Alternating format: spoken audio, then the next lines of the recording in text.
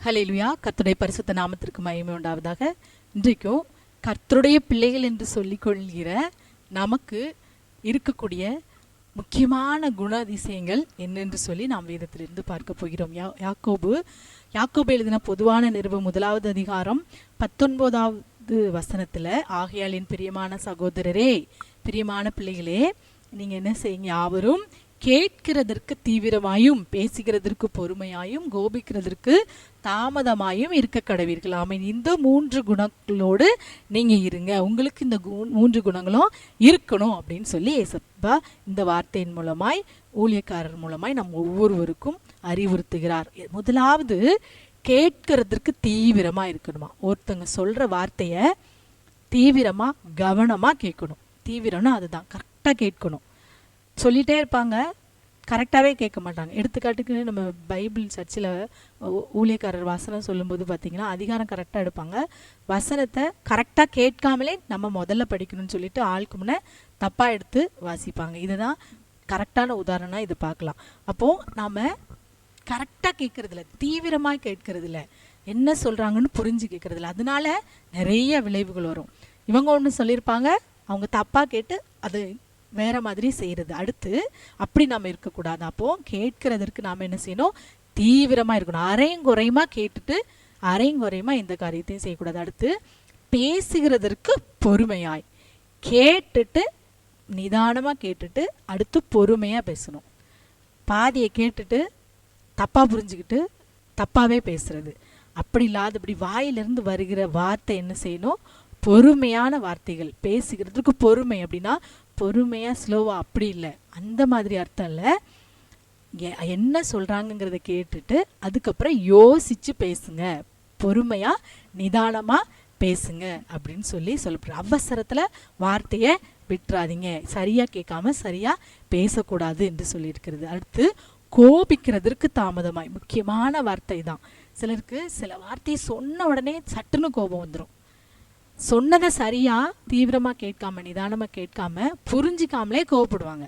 சொல்ற வார்த்தை கோவப்படும்படியான வார்த்தையே அங்க இருக்காது, ஆனாலும் புரிஞ்சிக்காம சட்டுன்னு கோவப்படுறது, சட்டார்னு கோவப்படுறது. அதான் கோபிக்கிறதுக்கு தாமதமா இருக்கணும்.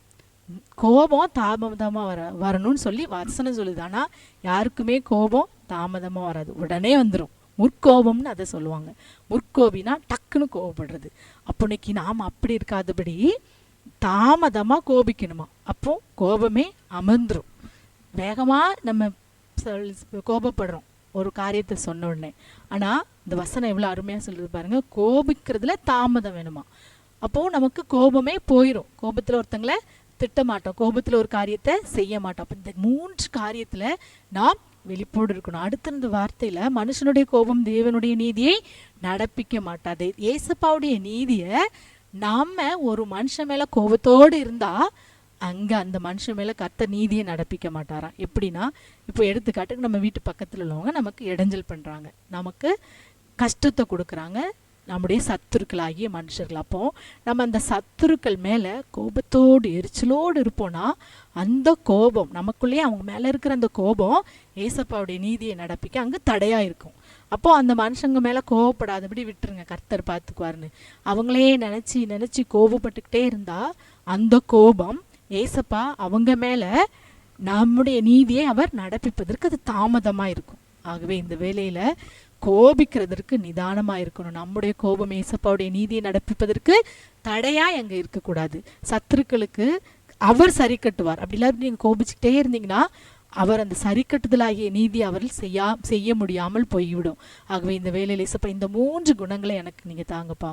நாங்க கேட்கறதற்கு தீவிரமா இருக்கணும், பேசுறதற்கு பொறுமையா இருக்கணும், கோபிப்பதற்கு தாமதமா இருக்கணும். இப்படிப்பட்ட குணநலன்கள் எங்களுக்கு இருக்கணும்னு சொல்லி வேதத்துல நீங்க எழுதி வச்சிருக்கீங்க. இந்த குணதிசயங்களை இன்றைக்கு எங்களுக்கு தாங்கப்பா என்று சொல்லி நாம் இதை ஒரு ஆலோசனையா இசப்பா இன்னைக்கு சொல்றாங்க. இந்த வார்த்தையை நாம் கேட்டு எனக்கு இந்த குணத்தை தாங்க என்று சொல்லி நாம் ஜெபிக்கலாமா. அப்பா, எங்கள் அன்பின் பரலோக தகப்பனே, இந்த நல்ல வேலைக்காக உமக்கு ஸ்தோத்திரம் அப்பா. இந்த 3 காரியங்கள் எங்கள் வாழ்க்கையில் இருக்கும்போது நாங்கள் எந்த சூழ்நிலையிலும் நாங்கள் இடறி விழவே மாட்டோம் தகப்பனே. இந்த வேலையிலும் அப்பா நாங்கள் கோபிப்பதற்கு தாமதமாகவும், பேசுறதற்கு பொறுமையாகவும், கேட்கிறதற்கு தீவிரம் காட்ட இந்த நாளில் கிருபை செய்யுங்கப்பா. எங்களுடைய கோபம், நாங்கள் மனுஷர்கள் மேல சத்துருக்கள் மேல் வைக்கிற கோபம் எந்த விதத்திலும் உம்முடைய நீதியை நடப்பிப்பதற்கு அது தடையாயில்லாதபடி இந்த நாளில் தகப்பனே நீர் கிருபையாயிருங்க. இந்த குணாதிசயங்களை கேட்கிற ஒவ்வொருவருக்கும் எங்களுக்கும் தந்து எங்களை ஆசீர்வதியும் பலப்படுத்தும் பெரிய காரியங்களை செய்யும். சகல துதி கனமகிமை உமக்கே செலுத்துகிறோம். இயேசுவின் நாமத்தில் ஜெபிக்கிறோம் எங்கள் நல்ல பிதாவே. ஆமேன், ஆமேன்.